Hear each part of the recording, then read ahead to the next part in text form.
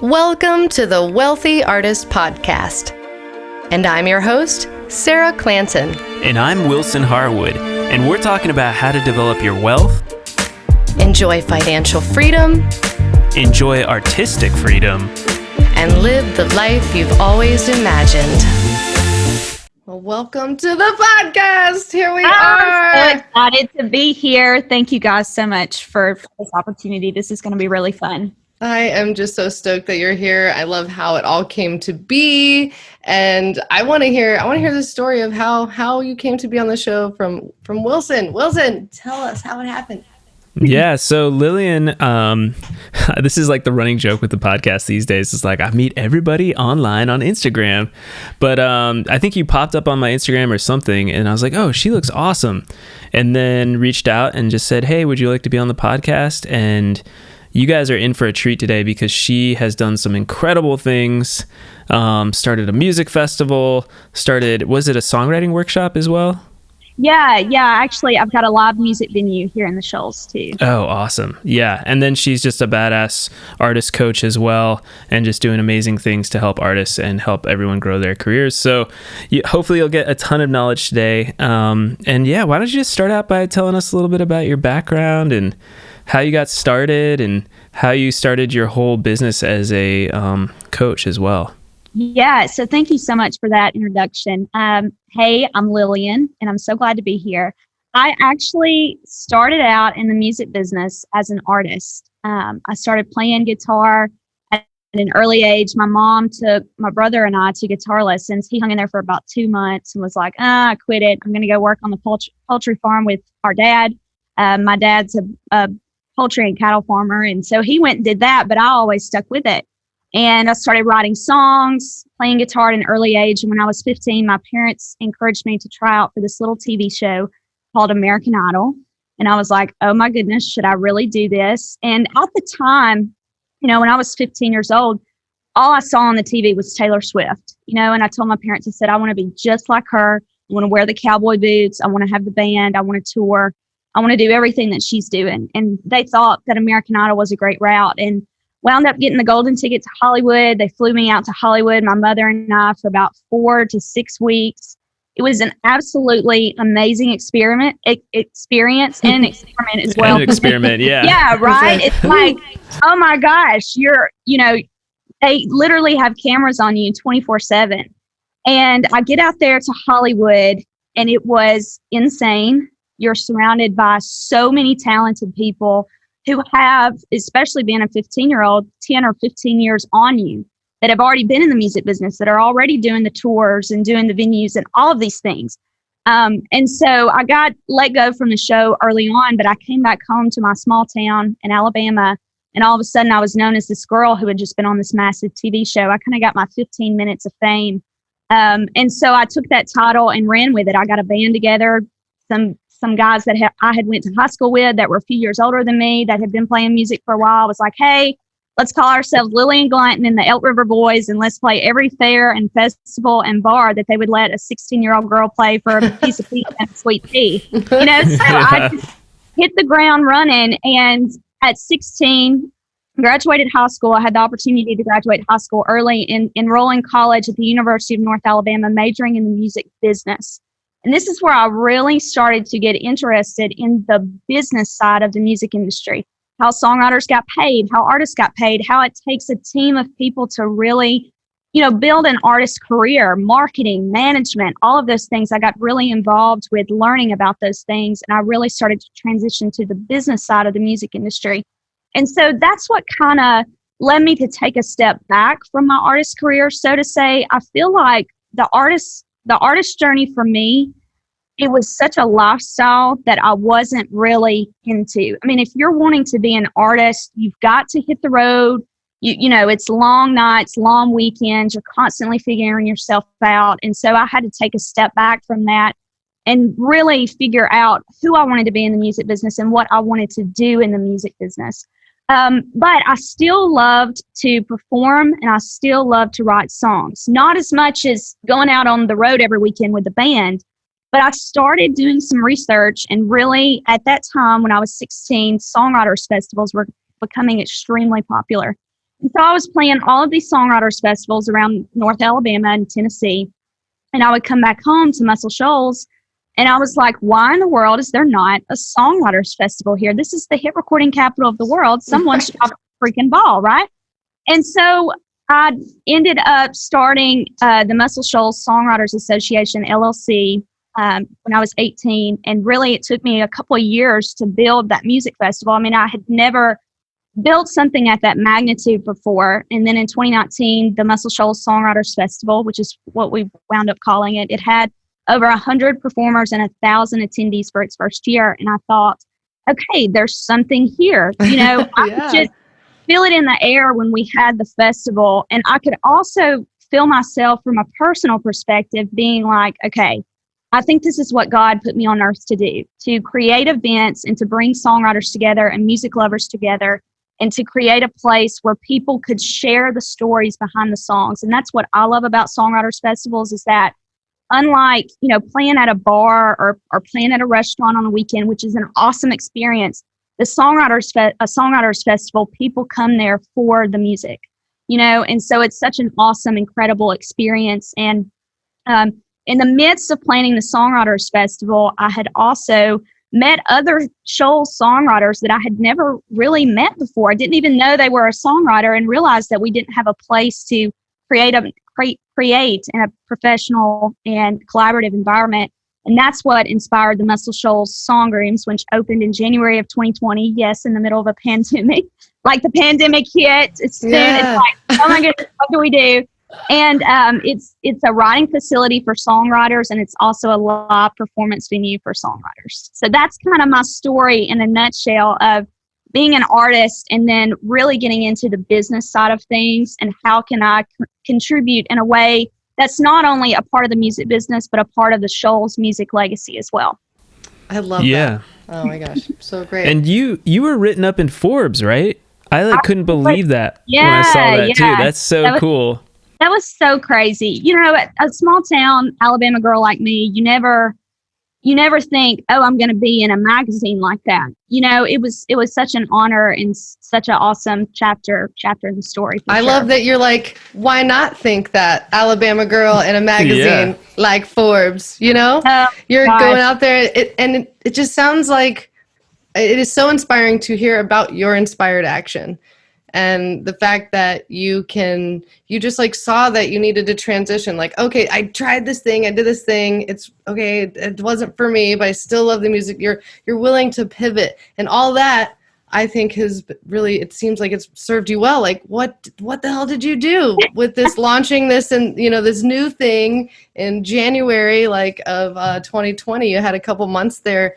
Can you tell us about your experience with that? You know, this ability to pivot. Yeah. Well, and to your point to pivoting, which I think is super important, because my identity was an artist, right? It's exactly what I wanted to be. It's what I wanted to do. And sometimes holding on is much harder than letting go. I had to really face that, because I wanted to be the artist. I wanted to be on stage. I thought that was what I wanted, but I realized I could contribute in other ways that were still a part of the music business.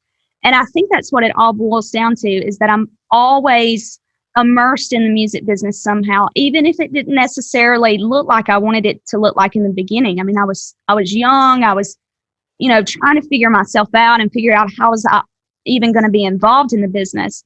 But to your point, we opened the Muscle Shoals Song Rooms in January and immediately had to close the doors in March. And I'm thinking, what the actual hell am I going to do? You know, I was a broke college student. I had won $10,000 from this, it was called Liftoff Shoals, that I competed in Muscle Shoals. It's basically like Shark Tank for entrepreneurs in the Shoals. Cool. And they really believed in my business idea. And so I'd kind of bootstrapped the business. And I thought, I'm fixing to lose this business. I'm literally fixing to lose this business. And so, you know, with Zoom, I basically transferred the entire business online and created an online membership, and we're able to reach songwriters who were not even in the Shoals area. So really the pandemic for me was a blessing in disguise, because I was able to figure out how to pivot, right, which I had done in the past, but this was a pivot that I had never done before. And so I figured out how to pivot and then how to reach other songwriters outside of the Shoals area as well, which is really cool. And I think that's kind of like, even to your point right now with this, hangout and this discussion, this chat we're having, like, if we hadn't had the pandemic, I'm not sure how much Wilson and I would be bringing in guests that like weren't like just immediately in Nashville. There's been a lot of expansion that we've been forced into by the universe for good measure, and we've had to, like, I think a lot of this has probably taught us, what we are capable of, what we are resilient, enough to accomplish. And, I totally agree. And even the time, like, I never realized how much I was not utilizing technology. Zoom's been around, Skype's been around, FaceTime's been around, but like, the time that I spent driving in my car, felt like I had to sit in an office desk from 9 to 5 and write a song with somebody. When you can finish a song in a 3-hour Zoom session, I think that it's really allowed us to pivot in ways that have been extremely beneficial just for our well-being, just for the time, to make time for new experiences and new things and create and collaborate with new people. Yeah. And how did you keep such like an incredible attitude throughout all of this? And like, what's your secret sauce? Because I'm listening to this person. I don't know how old you are, but I think you're fairly young and relatively speaking, in the big scheme of things. And it's just an incredible story. So if there's people listening, to this that are like, how does she accomplish all this? Is there something, have you had mentors? Is it just your incredible family upbringing? Is it your schooling? What's the secret sauce? I like that. What's the secret sauce? Honestly, the secret sauce is the person that you're seeing today has spent a lot of times not getting out of bed sometimes, pouring my cup of coffee at 2:00 in the afternoon, wondering how I'm going to get through the day. And I think you have to give yourself some freaking grace, because if you do not do that, you will burn yourself out. You do not have to show up 100% every day. If you can put in 30% on Tuesday and, 50 or 60% on Wednesday, you're good. The world doesn't need you to be 100% all of the time. And that's something that I really had to realize, is that when I started getting into business and I started meeting new people and I started doing all these things, and my schedule just started having blocks on it, right, of stuff that I needed to do. I actually, and I'm a very like spiritual podcasty person too. Like, I'm always trying to fill my cup up with something new. And I had actually seen a post on Instagram where instead of saying, I have to do this, say, I get to do this, right? It's like, you get to do this. Your schedule is full because you put those blocks in your calendar, And so, like I just said earlier, sometimes it's harder to, let something go than it is to hold on. It's okay to say no to people. And it's also okay to not do things that you don't want to do, so you can focus on the things that really make you feel alive. And this past year, I've really had to look at my calendar, look at the things that I was doing and say, okay, what is filling me up and what is not?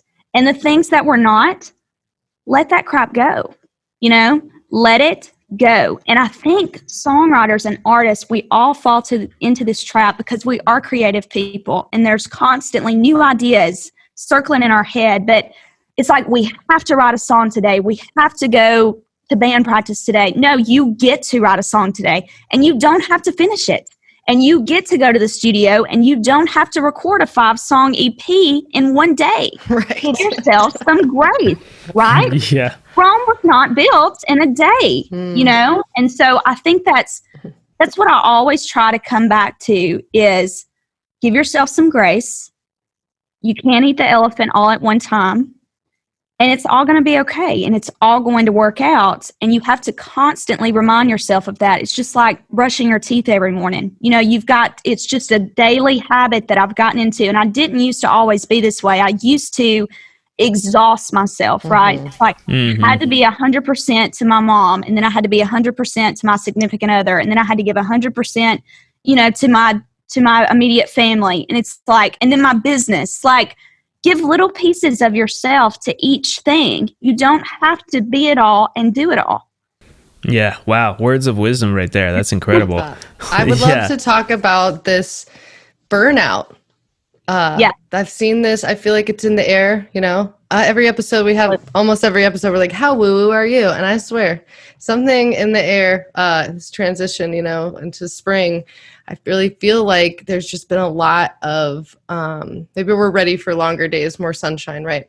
But including myself, it's been a rough past few weeks. It's like heaviness and this tiredness. And, you know, when we do reach burnout, and I've experienced this, we talk about this all the time, to be a wealthy artist, you've really got to be healthy, you know, first starting from the inside. And we talk all the time about working less to make more. And it's just, but sometimes, you know, we're all human. We get to that place and we burn out and we're like, So what are some signs for you of burnout, and what do you do?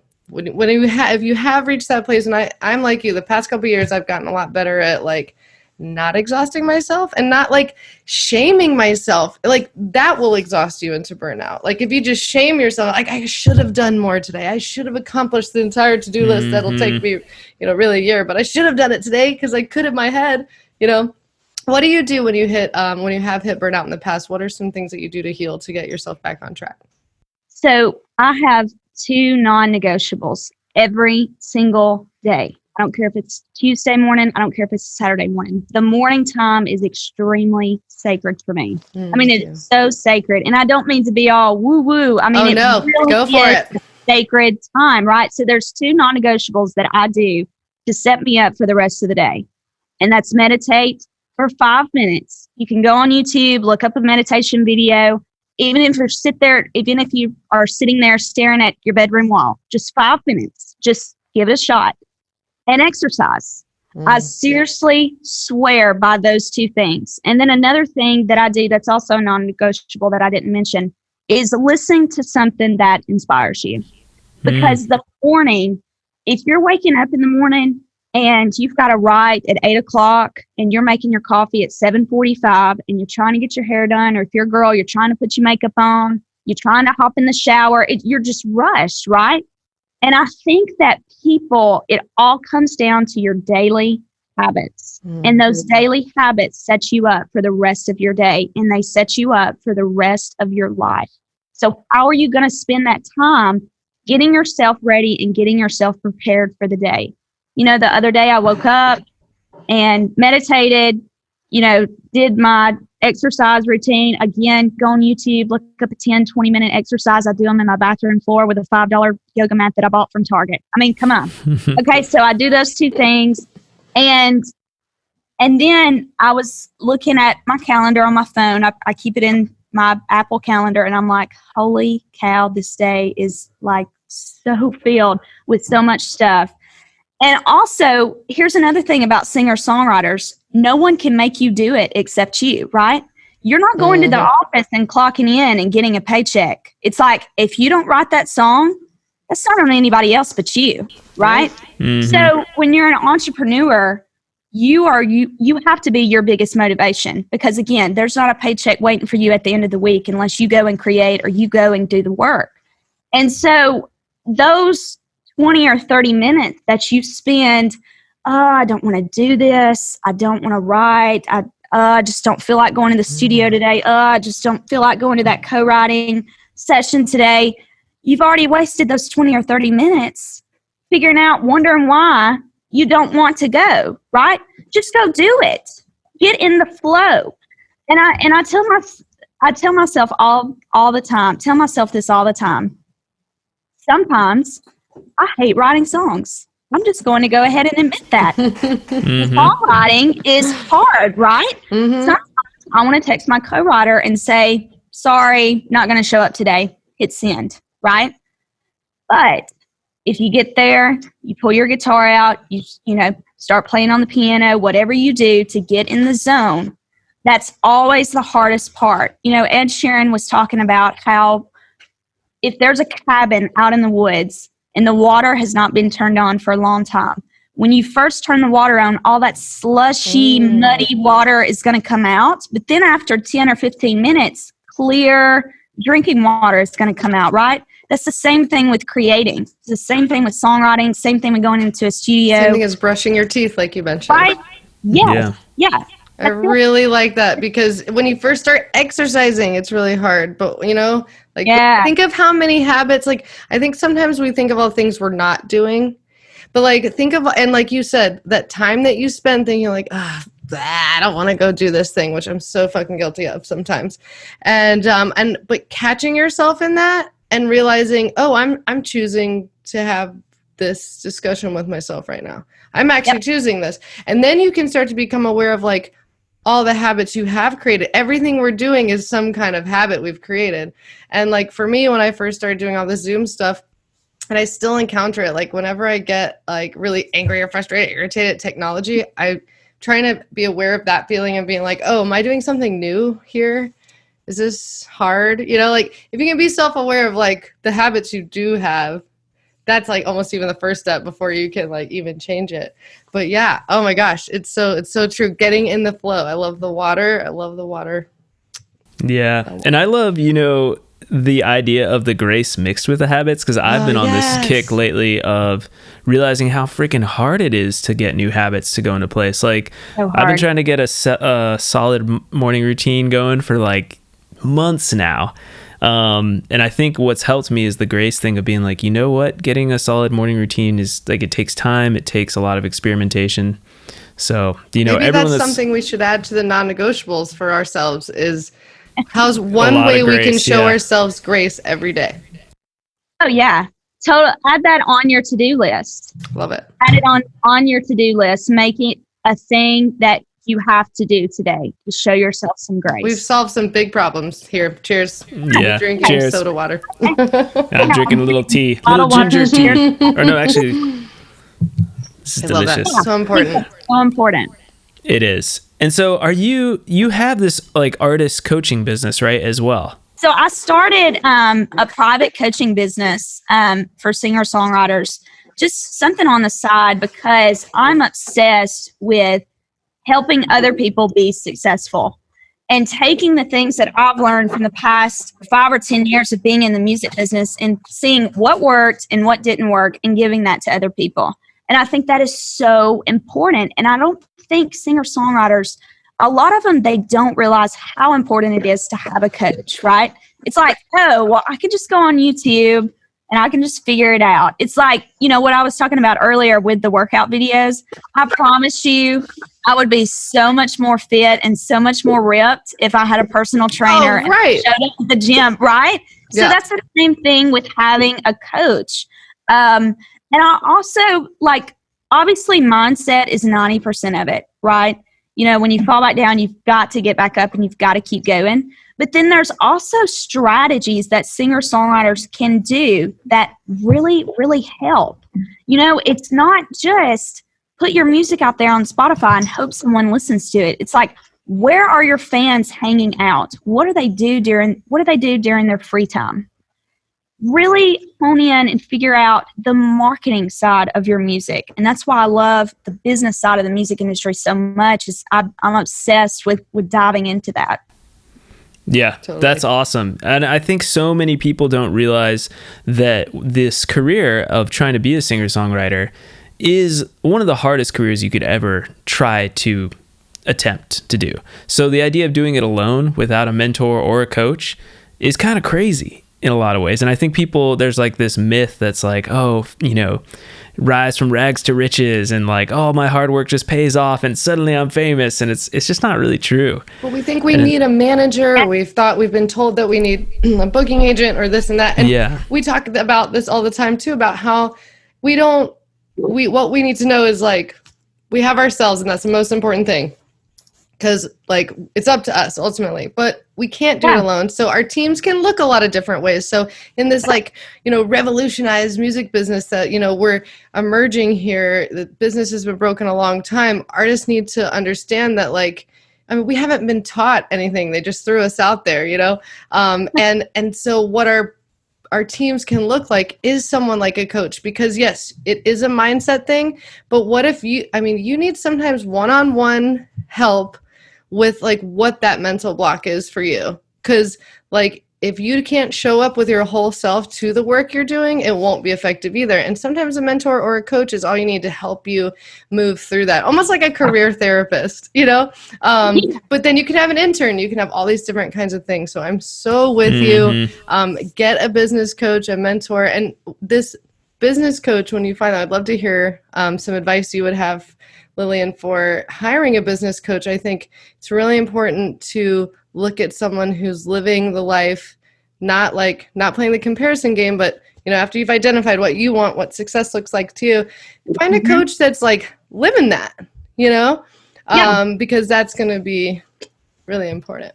Yeah. Can you speak to that? Yeah, absolutely. So yeah, I think, this dog, oh my gosh. What kind of puppy did you get? Sorry, holy cow, I got a golden doodle. You'll have to edit all this stuff. Oh, it's all good. No, I just got a puppy too. Fun. So I love golden doodles. As far as music business coach, it's the first thing that I want to say about this is that Tiger Woods has a coach, right?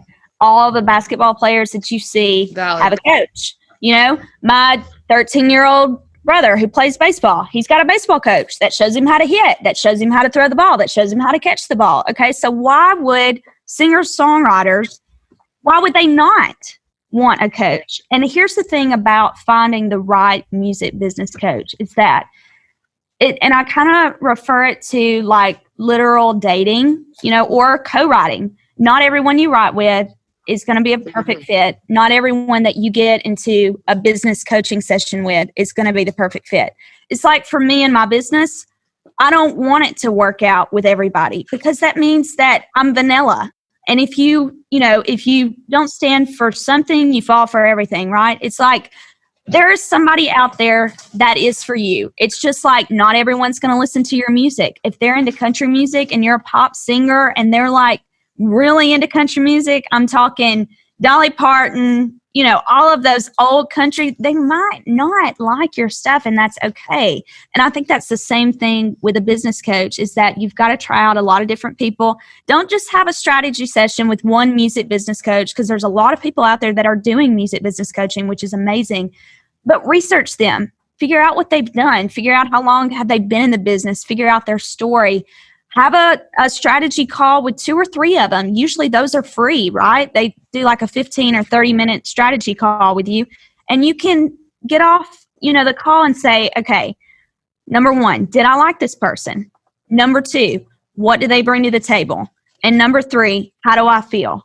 Yes. How do I feel? Do you feel like they're going to help you? And here's another thing too.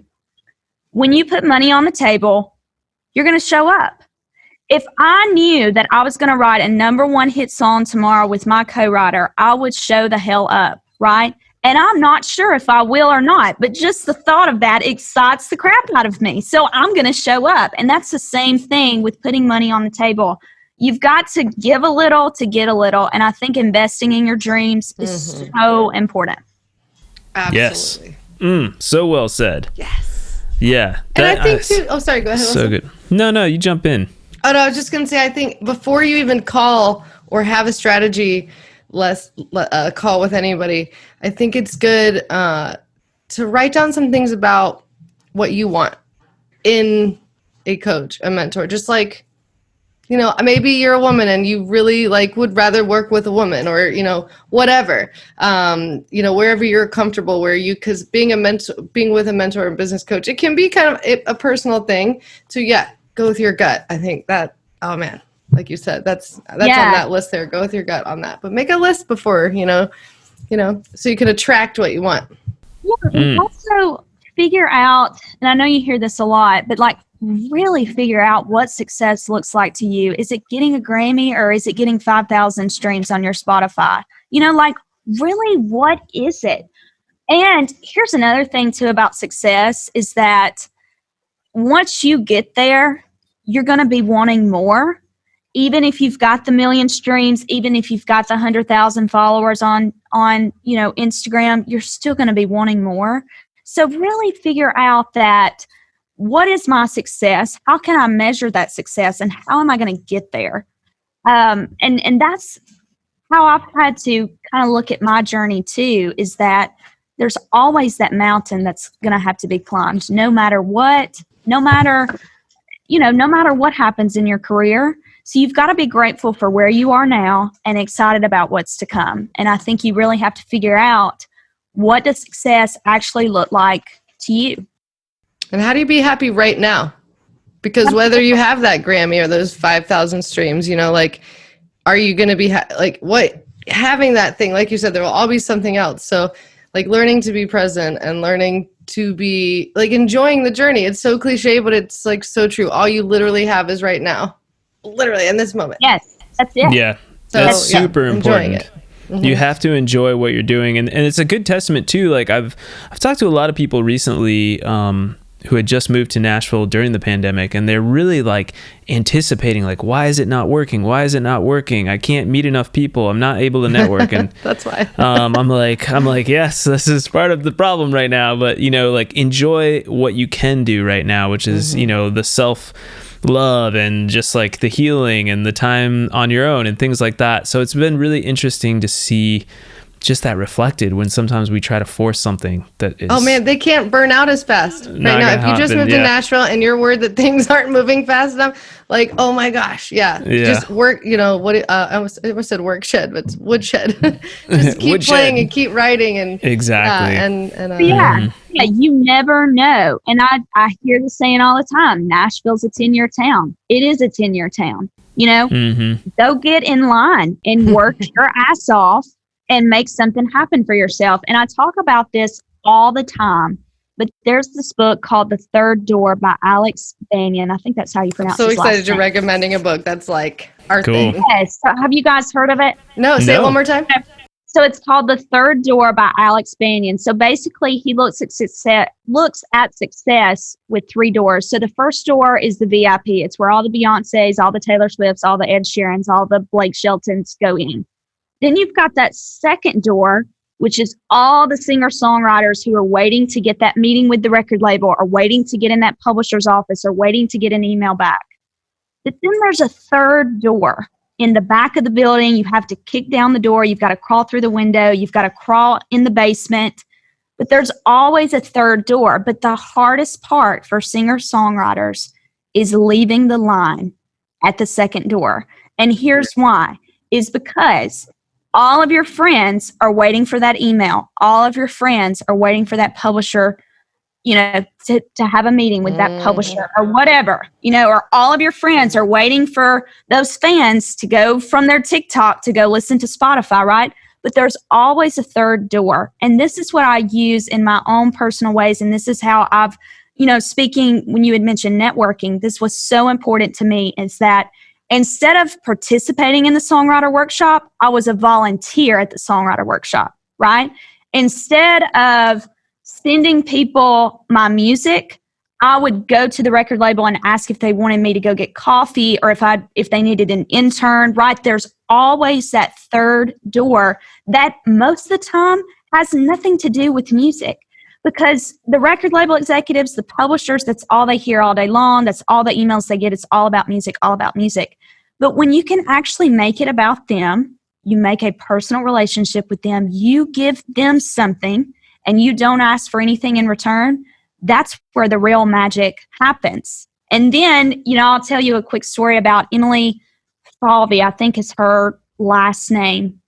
As you can tell, I'm really bad at pronouncing last names for some reason. But anyway, Emily worked at Smack Songs as an intern. She did not tell a soul that she was a songwriter, right? She didn't have it on any social media platforms, didn't tell a soul. But she wrote songs, and she wrote really great songs. Well, she had finished her internship, and word somehow got around that she was a songwriter. And she, of course, had an awesome relationship with Smack Songs. She got in through that third door, and she played her songs, and bam, they gave her a publishing deal on the spot. Awesome. So it's like, she didn't tell anybody she was a songwriter. She had no intention of getting a publishing deal. And that's where it really happens, is when you can be of service to someone and not make it about the music, then eventually it will be about the music, right?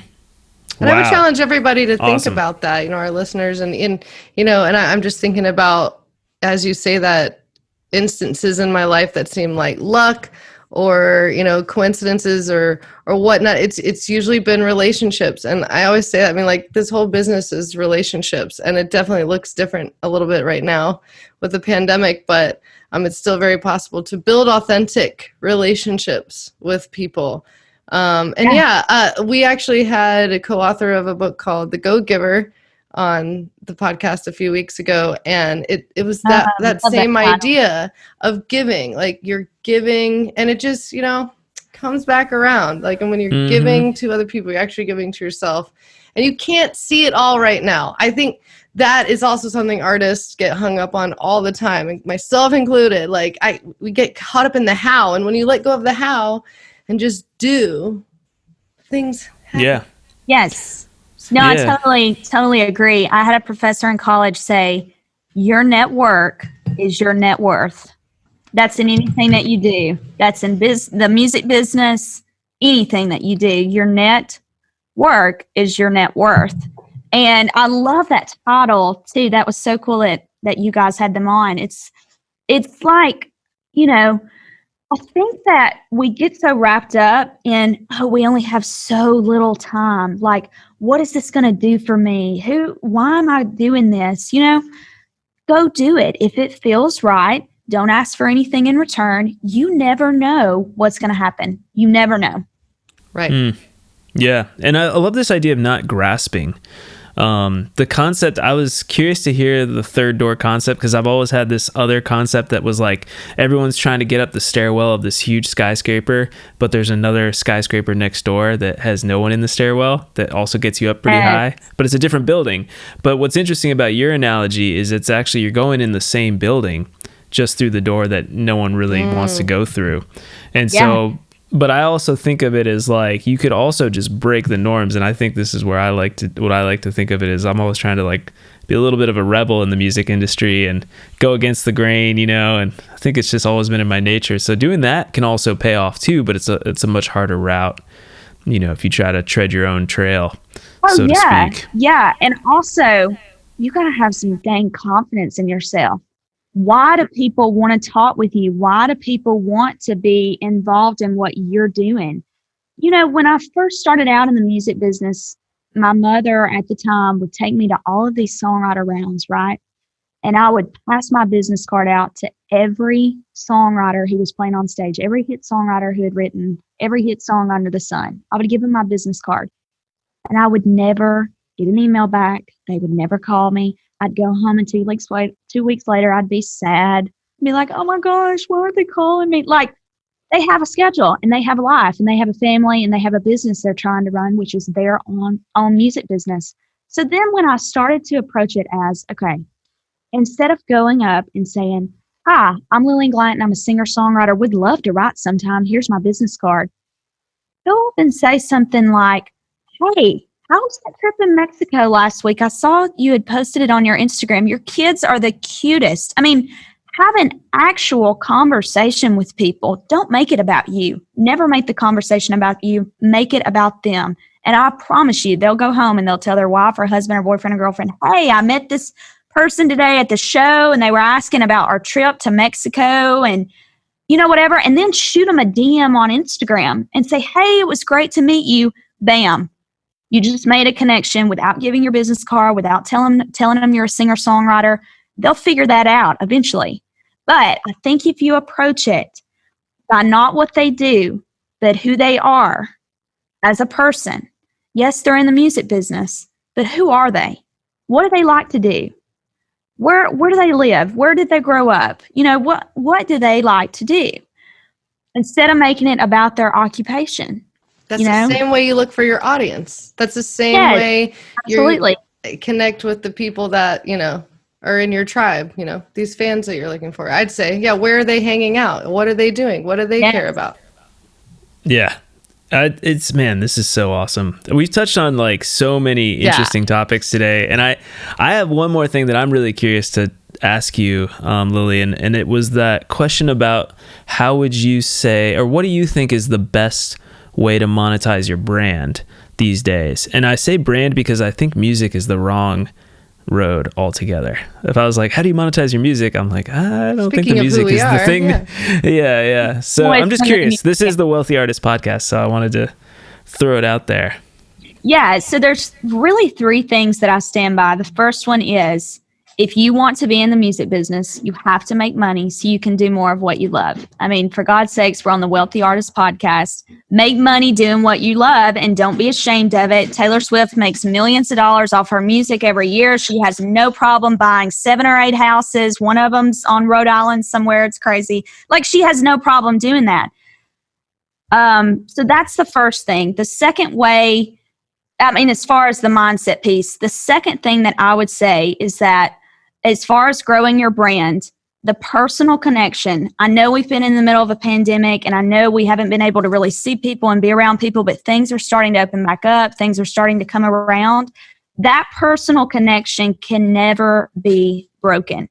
And I think you can go live on Facebook, you can go live on Instagram, but until you see someone face to face at your show, they just listen to you perform, and they're asking about you and want to be involved in what you're doing. You know, it's like Lance Carpenter. He said when he goes and plays a show, everyone in the audience, he tells them to get out their phone and go follow him on social media.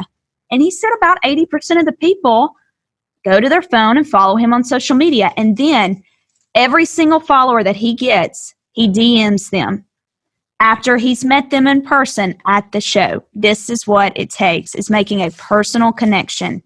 And it's not just through social media. I know we've been living in the world of Facebook Lives and Instagram Lives and social media, but get out there, book the shows, make the relationships, make the personal connections, and it will pay off tenfold in the long run.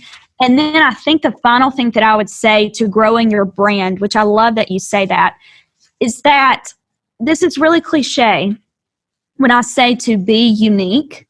But I think that as singer-songwriters, we look at Adele and we look at Ed Sheeran and we look at Beyonce and we look at Jason Aldean and Carrie Underwood, and it's worked out for them. And so we think, oh, I'm going to go be like them. I'm going to try to make music similar to that, and then it'll work out for me, right? No, we already have those people. What do you bring that's unique and different? I promise you, we all have something that's unique that some of us are not capitalizing on. What is it for you? And that takes personal reflection. That takes, might take you 2 months to figure it out, might take you 2 years to figure it out. But I think if you figure out what's specifically unique to you, that's so important.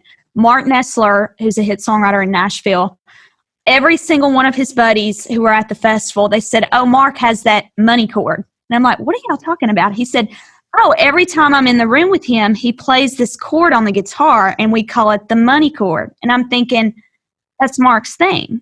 He's the money chord. He plays that certain guitar lick in his songs that's unique and different from everyone else. And so I think if you can really figure that out, you will be successful. But if you stop listening to the radio, stop looking at all of these other artists and seeing, oh, well, what are they wearing? What are they doing? Oh, they're blowing up on TikTok. Focus on making the music great. Focus on finding something that is unique to you. Even if you have to ask your mama, hey, what do you think that's unique in my music that nobody else has? Ask your friends. Ask people who listen to your music. Ask your fans on Instagram. We have Instagram polls now, which are so cool. But I really do think... Might not even be the music. Yes, right? It's like, what makes you unique? What makes you stand out from the crowd? Go do more of that. Yes, absolutely. I would say unique equals what is authentic to you. Yes. What makes you most light up. Yeah. Yeah. And then what are people drawn to? Right.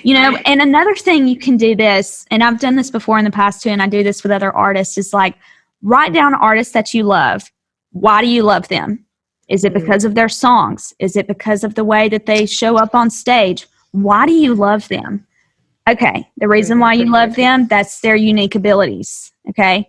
And then figure out what kind of assets do you have within yourself and in your artistry that you can show up in the music business as your own unique self. I love that. Yes, I love it too. I love it too because it's like I get excited when I see someone doing something authentic to themselves and being vulnerable. Yes. And it's like people can sniff out the fake from a mile away. And when you throw yourself out there and be like, I'm just going to be me right now and go against the grain, it's like, that's where the magic happens, I think. But it's scary. It's like that third door thing. Oh, it's so scary It's because totally you want to scary. follow. You want to be so. It's so hard to not Especially be in generic. country music and You know? singer-songwriter world. Yeah, it's like I think of like Nike shoes versus Vans, right? It's like, what is Nike selling? They're selling just do it. They're selling power. They're selling freedom. Okay, what is Vans selling? They're selling the skateboard, dude, life, chill vibe, California, that kind of thing, right? That's their unique brand. And the people who buy Nike shoes, they're not trying to get the people who buy Nike shoes to come over and buy Vans. They're just Vans. You can either love them or you can either hate them, right? I've got a pair on right now. But anyway, like the same thing is with music. You know, what do you bring to the table? What is different? What is unique? And start looking even, you know, I'd mentioned artists, but start looking at brands that you love. You know, why do you love Victoria's Secret over, you know, something else? Why do you love Bath and Body Works over something else? I mean, it can literally be anything. What makes you stand out and what makes you unique on the business side of things in the music. Love that. Yeah. Perfect. Well, I feel like this has been Drop incredible. the mic moment. Drop the mic moment. Yeah. So fun. This is so great. it. We could do I this love it. all day. And you have a podcast too. So everybody listening, go check it out. It is Making It in the Music Industry podcast. Yes, that's correct. And I absolutely, you know, I've been doing all these interviews. It's nice to be interviewed. This has been really fun. Oh, So thank so you. great. Yeah, and when of I'm course. down at Muscle Shoals next, we'll give you a call. Yes, please. Yeah, it'd be great to We'll see hit each a other. coffee shop and talk it out. I'm so excited. Thank you so much for being with us on the podcast. Where can they find you? Do website? Yeah. So I'm going to take you to my Instagram. It's at Lillian Glanton, Lillian Glanton on Instagram. You can check out the Muscle Shoals Songwriters Festival at MS Songfest or mssongfest.com. Sorry, it's a tongue twister. And then on Instagram at Muscle Shoals SF. And the festival will be November 4th through 6th, 2021, presented by the Marriott Shoals and Conference Center. We're going to have over 60 live performances from hit songwriters, and we'll also have a songwriter workshop series as well that we're super excited about. Awesome. Awesome. Can't Going wait. forward with it. Yeah, that's the way to do it. I like it. Great. Well, thanks so Awesome. much. I'll put all that stuff in the show description below. You can find us at thewealthyartistpodcast.com or at Instagram at thewealthyartistpodcast. We're on the YouTube. We're on Patreon. Check it all out. Thank you so much for giving us 5 stars and a review. It helps us out. All the things, what did Rebecca Loby called it? Alligator rhythms instead of algorithms. Yeah, I really love alligator that. rhythms. So, you guys Yeah. take it easy and see you next time. See ya.